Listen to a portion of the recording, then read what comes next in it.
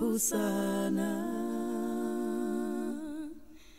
milele myani mboka yanika kumuhini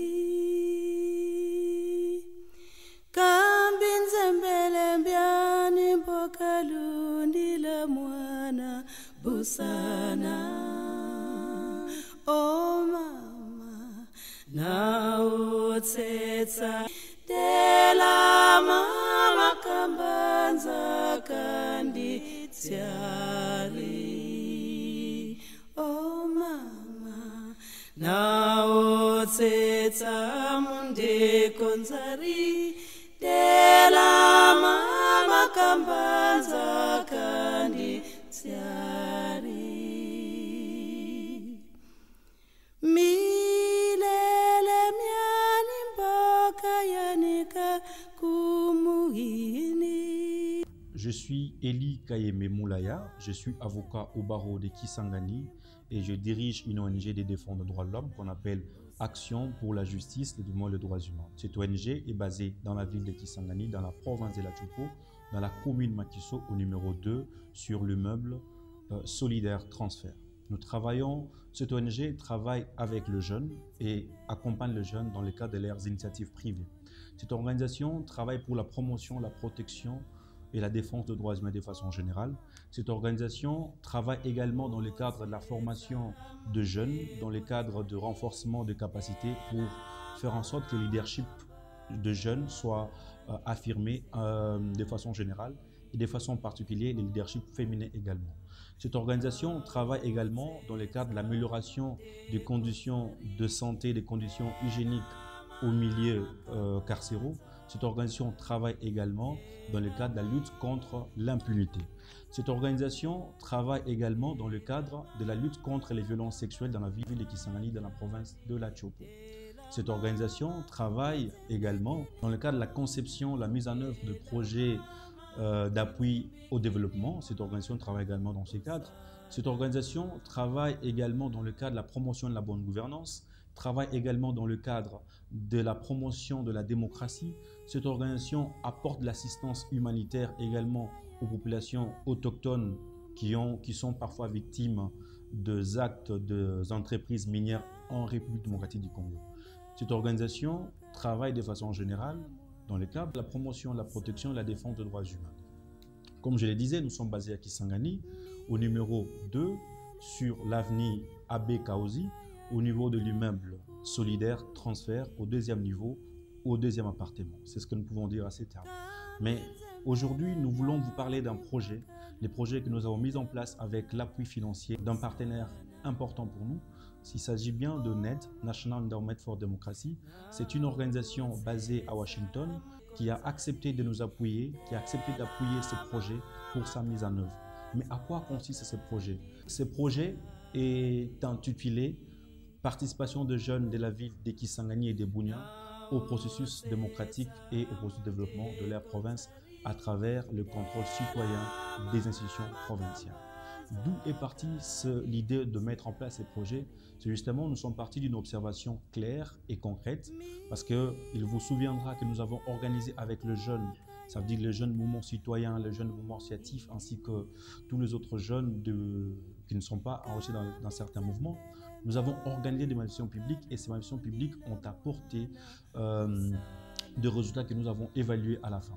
Nous nous sommes rendus compte qu'à la fin des manifestations publiques, il y a eu des pertes de vies humaines dans le camp de manifestants et dans le camp de hommes en uniforme. Et après cela, nous nous sommes dit qu'il est aussi important de pouvoir réfléchir autrement comment on peut organiser des manifestations publiques en réduisant les dégâts pendant ces manifestations publiques. Nous avons réfléchi avec le jeune ainsi que les éléments de la PLC dans le cadre du premier projet. Mais pour le second projet que nous sommes en train d'exécuter, ces projets va d'abord s'exécuter à Kisangani et à Bunia durant une période d'une année. Ces projets commencent à partir du mois de mai et va s'arrêter ou va s'achever au mois d'avril 2020. C'est ça la durée de ce projet. Ce projet, comme je le disais, va être exécuté à Kisangani et à Bunia dans le cadre de l'encadrement de jeunes. L'idée, en fait, c'est de faire en sorte que ce jeune trouve les canaux de discussion, de partage d'idées avec les autorités en place. Comme vous le savez, les élections du 30 décembre ont apporté à la tête de la nation ou à la tête de province de nouvelles autorités avec de nouvelles perspectives, avec un nouveau sens d'ouverture.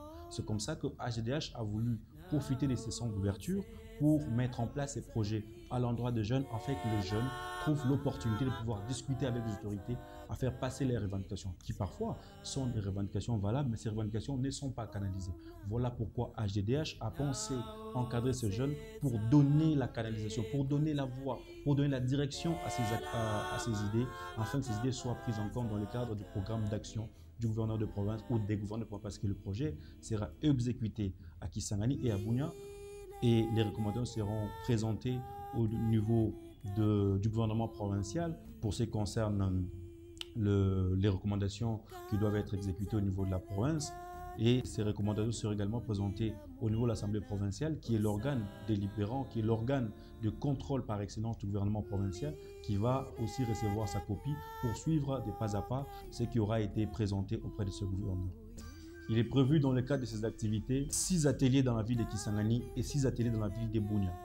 Dans le cadre de ces 6 ateliers, HDDH va former 300 jeunes dans la ville de Kisangani et 300 jeunes dans la ville de Bunia. Mais pour parler de Kisangani, pour la première partie, c'est là que c'est important d'abord, parce que nous avons exécuté pour la première période 4 activités dans la ville de Kisangani. En commençant par une conférence de presse qui a annoncé les activités du projet, qui a présenté l'essentiel du projet et qui a mis tout le monde dans le bain pour comprendre qu'il y a un nouveau projet qui est lancé. Après la conférence de presse, nous nous sommes déplacés commune après commune. Nous avons commencé par la commune des Makiso, qui a bénéficié de 2 activités. Nous sommes allés à la commune de Mangobo. Nous sommes allés à la commune de La Chopo. Ce sont là les 4 premières activités que nous avons organisées dans le cadre de la première série d'activités. À la fin de ces ateliers, nous aurons à organiser une table ronde dans la ville de Kisangani et une table ronde dans la ville de Bunia. Ces tables rondes vont consister à faire quoi? À faire la compilation de recommandations qui auront été identifiées dans le cadre de ateliers qui seront organisés dans chacune des communes. Et après avoir organisé les tables rondes, il sera suivi, ces tables rondes ainsi que les ateliers seront suivis par des missions de plaidoyer. Les missions de plaidoyer vont consister à faire quoi? Vont consister à présenter auprès du gouverneur de province le programme ou le projet, la compilation des recommandations qui seront issues de différents ateliers organisés dans chacune des villes. Et ces recommandations qui seront compilées vont être présentées dans un document qu'on appelle programme urbain de la province de la ville de Kisangani et le programme urbain de la ville de Bunia. Et ce programme sera présenté au gouverneur qui va le recevoir. Et à côté du gouverneur, nous allons également déposer une copie de ces programmes entre les mains du bureau de l'Assemblée provinciale, qui est l'organe par excellence de contrôle du gouvernement provincial, parce qu'il reviendra au gouvernement provincial de pouvoir intégrer ces recommandations dans son plan d'action pour apporter la solution au problème.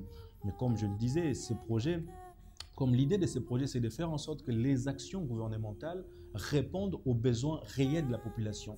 Trop souvent, les besoins de la population n'ont pas trouvé ou n'ont pas eu à trouver des solutions visibles, tout simplement parce que les autorités anciennes ont voulu imposer des solutions à la population, alors qu'il faut partir de la consultation de ces populations pour arriver à proposer des solutions capables de pouvoir résoudre les réels problèmes qui existent.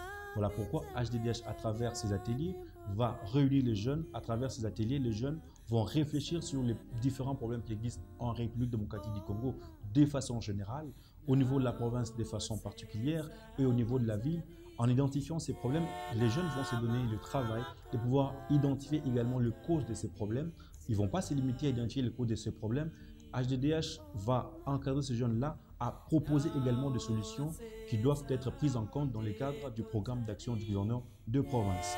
Et c'est ainsi que ce document sera remis entre les mains du gouverneur de province au niveau de la province de la Chopo et au niveau de la province de l'Ituri. Ces 2 gouverneurs de province vont maintenant mettre en œuvre, transposer ou encore insérer les propositions proposées par les jeunes dans le cadre de leur action gouvernementale. Et HDDH va aussi aller au niveau de l'Assemblée provinciale pour remettre une copie. L'Assemblée provinciale viendra maintenant pour suivre des pas à pas la prise en compte des solutions ou des propositions qui auront été faites par le jeune. C'est ça la démarche que nous allons faire. Mais comme nous avons dit au niveau de l'intitulé du projet, nous vous avons dit qu'il s'agit là du renforcement du processus démocratique et de développement de jeunes à travers le contrôle citoyen. Mais on ne va pas se limiter seulement au contrôle classique par l'Assemblée provinciale. C'est ainsi qu'un comité sera mis en place dans la province de la Chopo et dans la province de l'Ituri, ça veut dire dans la ville de Kisangani et dans la ville de Bunia. Qu'est-ce qui va se passer maintenant? Le comité va se charger de pouvoir évaluer également la prise en compte de recommandations qui auront été faites par le jeune. Et ce comité sera constitué de 6 personnes au niveau de la ville de Kisangani et 6 personnes au niveau de la ville de Bunia. Voilà l'essentiel de ces projets. Et les projets est financé par une organisation de droit américain basée à Washington. L'organisation s'appelle NED, National Endowment for Democracy, qui est une organisation de droit américain basée aux États-Unis. Nous vous disons merci. Tela mama kinzimbikini mwana, tela mama kinzimbikini mwana, busana.